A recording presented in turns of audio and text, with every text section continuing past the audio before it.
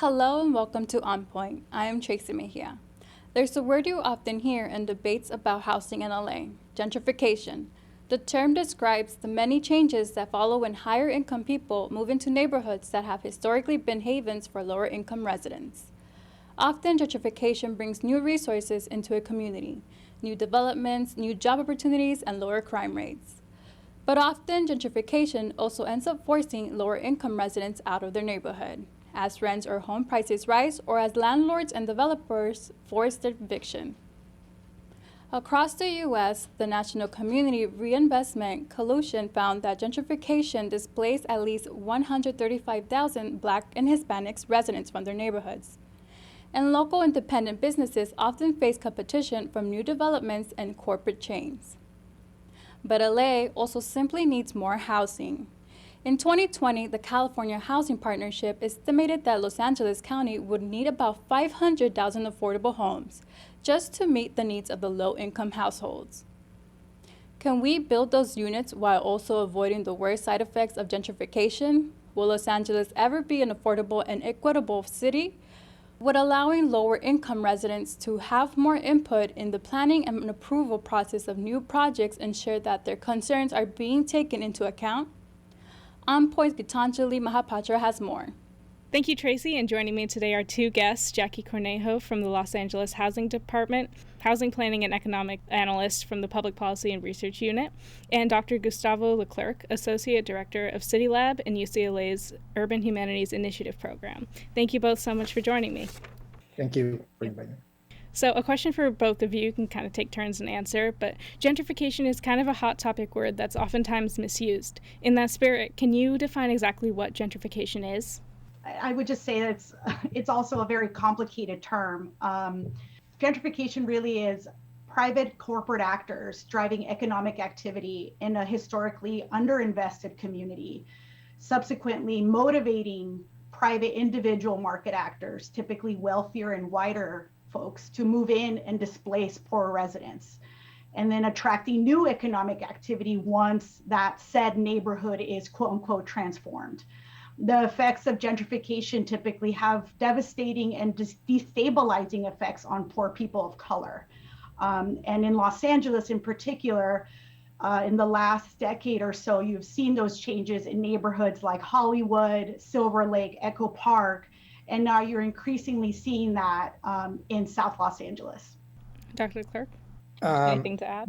As Jackie said, gentrification is a complicated word and often is used as a catch-all word. And I think it's important to kind of look at how gentrification works in a specific context. And one definition that I kind of like to use is that gentrification begins when wealthy individuals the gentrifiers move into low-income neighborhoods, begin to invest in those areas for profit.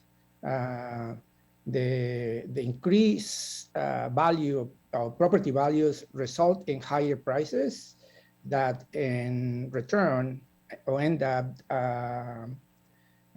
forcing the poorer residents out of their neighborhood. One thing that I think is gentrification of all kinds has in common is that affects housing affordability, but also the neighborhood character, the neighborhood cultural identity. Yeah. So one real-time example of gentrification is the closing of swap meets across Southern California. Swap meets, which are similar to flea markets, are places where small business owners are able to gather, sell goods, make a living.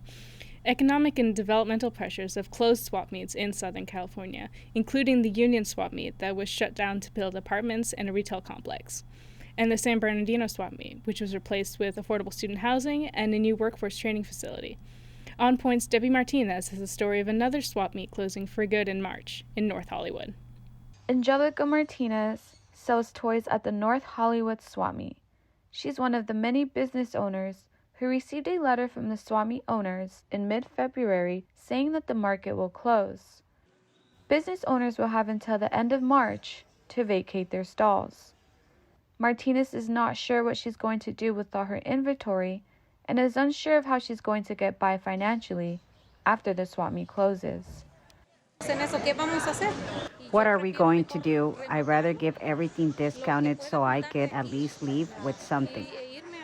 Like I said, this affected us so much because a 1-month warning wasn't enough. Martinez is paying $700 a month. She says a station at another swap meet can cost up to $3,000.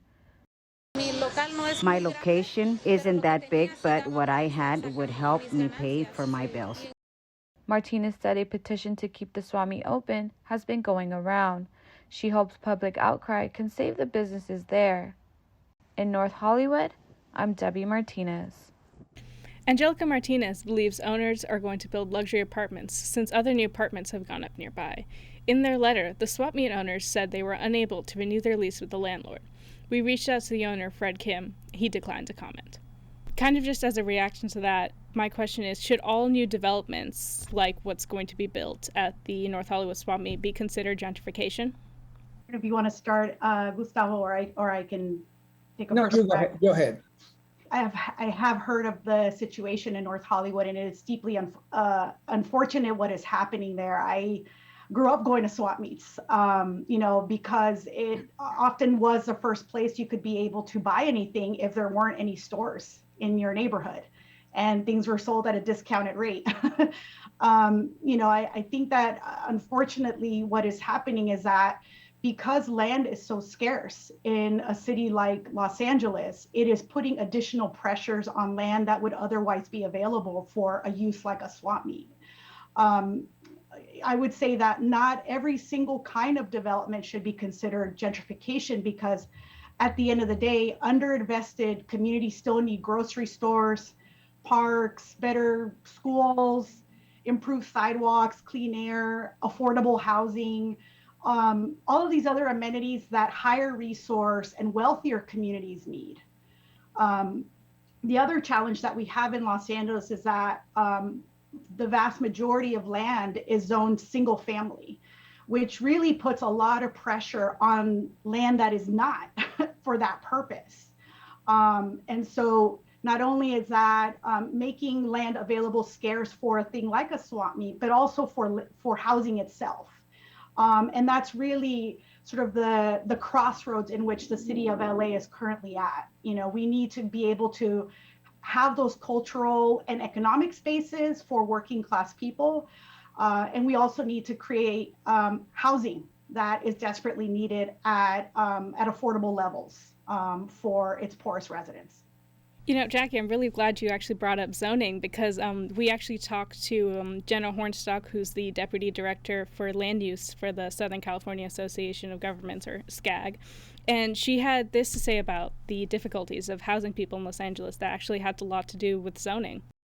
Yes, it's hard to get to affordable housing, particularly if you're a homeless person, and a lot of our homeless population has different diagnoses, although these days, unfortunately, also, well, it's unfortunate all around. These days, it's not just dual diagnosis where you might have like drug and alcohol and mental health, but they're also just families and folks that can't make it work. So it is hard to access housing, but there's like a larger stepping back issue, which is we literally just don't have enough housing.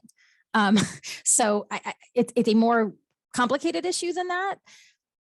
There are a multiplicity of reasons that we don't have enough housing. Historically, we as a region, Southern California has downzoned over the last 50, 60, 70 years, meaning where, say, apartments could be built, we've made it more difficult to build them through zoning. Going off of that, who exactly is in charge of making decisions when it comes to zoning laws, and what kind of development projects are most commonly approved by zoning administrators? I think that's a Jackie question. It's a number of, I would say it's a multi-pronged question, or multi-pronged answer. At the end of the, we have our planning department, which really helps implement land use and zoning regulations that are either at the state level or at the county and local level. We also have our housing department, which helps implement some of these local regulations, particularly around affordable housing or around our rental stock. We also have building and safety that oversees basic building code, building and safety code, to ensure that what we are building is safe and seismically sound. And so it takes a number of different departments to be able to. We also, interact with fire.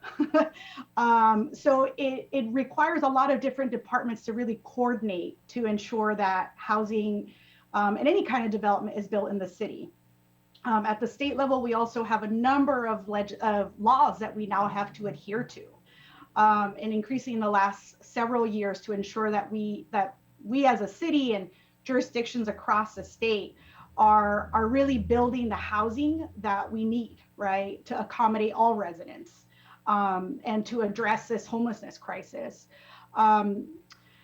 And in addition to that, we also have our elected officials. We have our 15 city council members and our mayor, who also really drive our development decisions. And then if we go into a much deeper level, we also have our neighborhood councils and our homeowners association. So land use is a really entrenched and involved process. And so it's not as simple as, turning on a switch and saying, we want this built here. Los Angeles has been a city that historically favors development. They equate development with progress.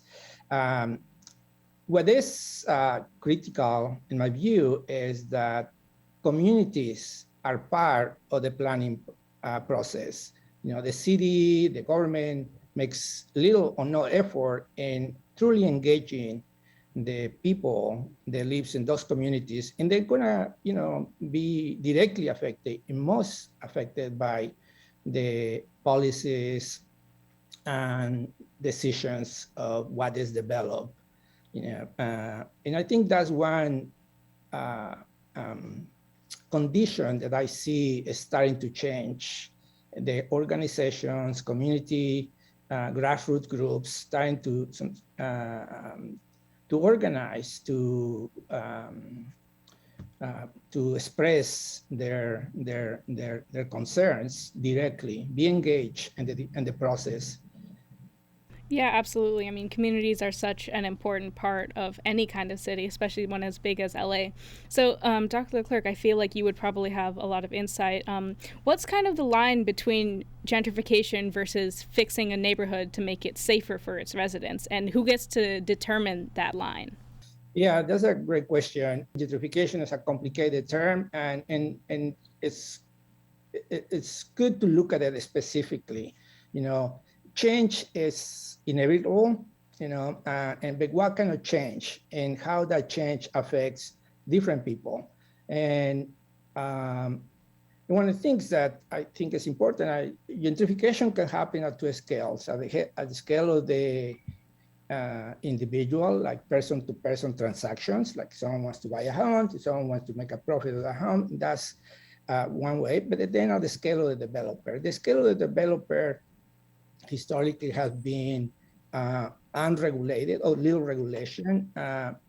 And in most cases, the effects of those developments are really detrimental to the communities, to low-income immigrant communities. Okay, so low-income immigrant communities, you think, should have the most say in what is considered gentrification? Well, there are two of the communities that are most and deeper affected by those changes. So we will hear one more time from Jenna Hornstock on one way to prevent displacement in the city of LA as they continue to develop new buildings and new housing. When you start making the neighborhood seem better, or it looks better, and there's new development and new activity, people who are currently living there are pushed out. And so coupling it with tenant protection laws, is an important thing to do. And again, it's not easy. Those pressures are there, and you have to go in intentionally. Another core thing to do is preserving existing affordable housing and what we call naturally occurring affordable housing, or NOAA. There are some apartment buildings, say there's a neighborhood that's maybe already, it's lower income, just from history or for whatever reason, meaning folks are able to live there and the rents in that neighborhood are more or less affordable, not with a capital A, there's no covenants, but you could afford to rent an apartment there or barely. It's hard in LA anywhere, right? But you're living there, and then all of a sudden there starts being these gentrification pressures because things are changing. If you can buy those existing apartment buildings and covenant them, a covenant means it must be affordable and you're holding the rent slower. That's called preserving those naturally occurring affordable units. So a preservation strategy is really important to a larger anti-displacement strategy. So you're not just building new units, you're protecting the folks living in existing units, right, by covenanting those units. So do you think covenanting units in the city of LA could not only help the housing crisis, but also the admittedly very large homeless population to get them into more housing, get their quality of lives up? I mean, definitely. It's one of several strategies that the housing department is actively engaging in. So we have a couple of key programs in the department that are overseen by our various bureaus. One of them is what we call our managed pipeline, and that's new construction. Much of that is through Proposition HHH, which was approved by the voters in 2016, and it was, a goal of 10,000 permanent supportive housing units.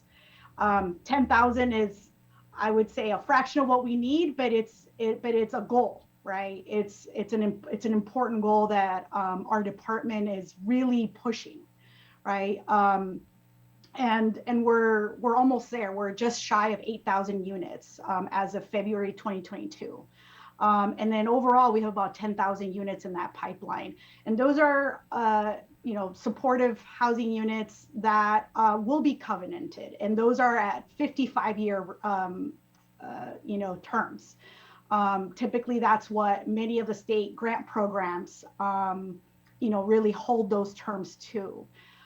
In addition to that, we also have, ensuring that we hold landlords accountable to our rent stabilization ordinance or rent control. So as to make sure that people are not being illegally evicted, right? Especially during the emergency order, which is still in place.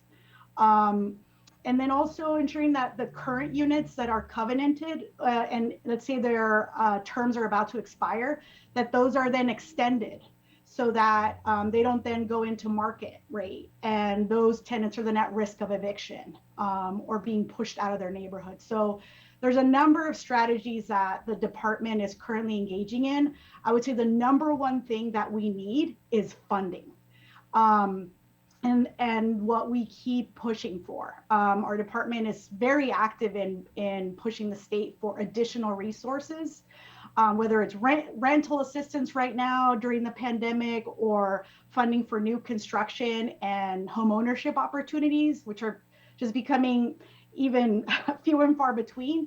But regardless, we still need it. But funding is so critical right now. We just don't have enough of it. And I think right now that the state budget is currently in process is one of the many things that we've even been pushing the federal government to take a larger responsibility on is funding. We can't do it without it. And there are other jurisdictions that spend far more funding than the city of Los Angeles, and we should be spending more funding, and we should be getting more resources for that, given our share of the population. Dr. Leclerc, do you have anything to add on that topic? No, just that the loss of residents, of course, is a priority, but also losing the identity of a neighborhood is really, really bad. For a city, Los Angeles is rich in diverse histories, experiences. We had neighborhoods that really express that in the environments and in their own places. And the area that we are studying recently, Westlake, we see that it has a very strong street life culture, particularly at night. with full street vendors, preachers, musicians, artists, you name it. And house population is rich and dynamic. It's not perfect, but how do we keep the characters, the identity of neighborhood? I think it's like two fights, parallel fights. If not, our cities are going to start to look all like like the art district. Yeah, they all become pretty monotonous. So UCLA's City Lab is basically a think tank to kind of help with housing development, kind of stuff like that. So do you think you guys have a good solution for preserving housing and culture? I'm not a housing expert, and in City Lab we focus on different aspects. Unfortunately, Dana Kaff, which is a housing expert, couldn't be part of the panel, but it's one of the main concerns, and there's research that we've been doing, and we were really involved in developing the policies for AUDs to pass legislation. We did a research that led to legislation to allow AUDs and working class neighborhoods. So it's a big concern, and we're looking for ways to address that issue. And for us, we are a multidisciplinary tank. So we are urban planners, architects, well, like historians, so people from cultural studies, etc. Can you go back a bit and explain what exactly is an AUD? I feel like I've never heard that term before. It's a practice that has been done for a long time, particularly in immigrant neighborhoods, where you build, you convert a space that is not designated for living into a living space. It could be a garage, it could be an additional room, the back of the house. It started as unregulated, but in neighborhoods, many neighborhoods were doing. Then the research that Dana Kaff and a team from City Lab did about densification and ADUs was led to legislation that was passed. So now in some residential areas is legal to build an extra unit on top of the garage or on the back of the house. Since we're circling back to the housing topic, what exactly does the label affordable housing refer to, and who really benefits from that? I think as Commissioner Hornstock mentioned, typically, at least in our department, there's two definitions that we normally point to. There's capital A, capital H affordable housing, which is deed restricted, covenanted affordable housing that may have income restrictions to ensure that it is affordable for the household, and may also serve special needs populations that may also capture permanent supportive housing, housing for persons with disabilities, senior housing also kind of falls within that umbrella. Then there's affordable housing, sort of lowercase a, lowercase h. And that really refers to, generally speaking, housing that is affordable to that particular area or sub-market area within a community or city. And what we typically hear of is, housing that is no more than, a third or 30% of someone's income, right? And oftentimes you might hear of NOAA, right, or naturally occurring affordable housing, which is housing that is not quite affordable, right, in the, normal definition, but is affordable for that particular community.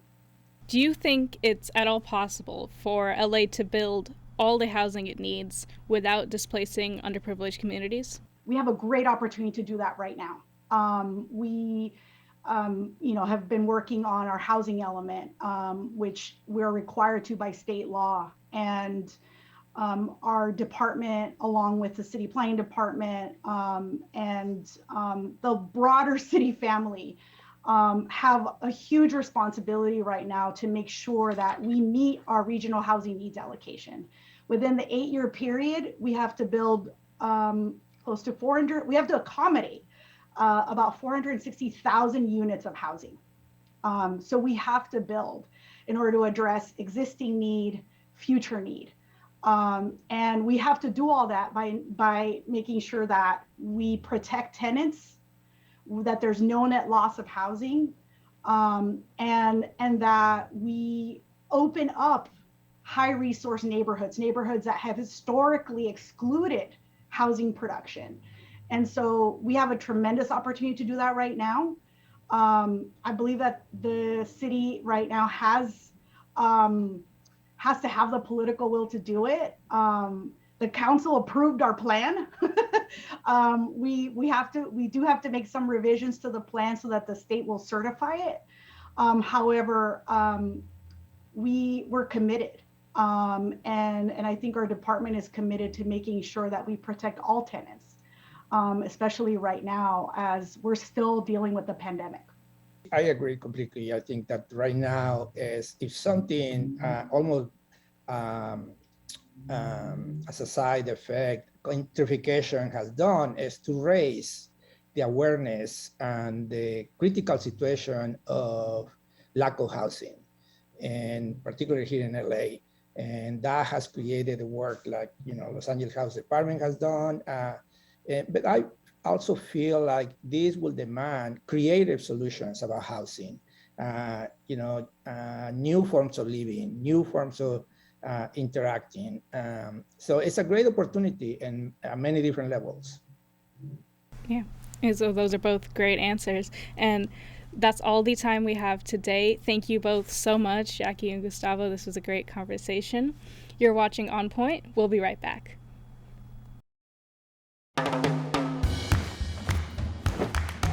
I don't want to talk about it.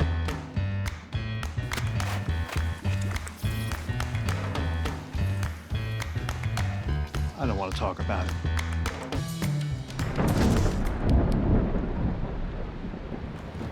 Families don't have to talk about everything, but they should talk about how to plan for an emergency.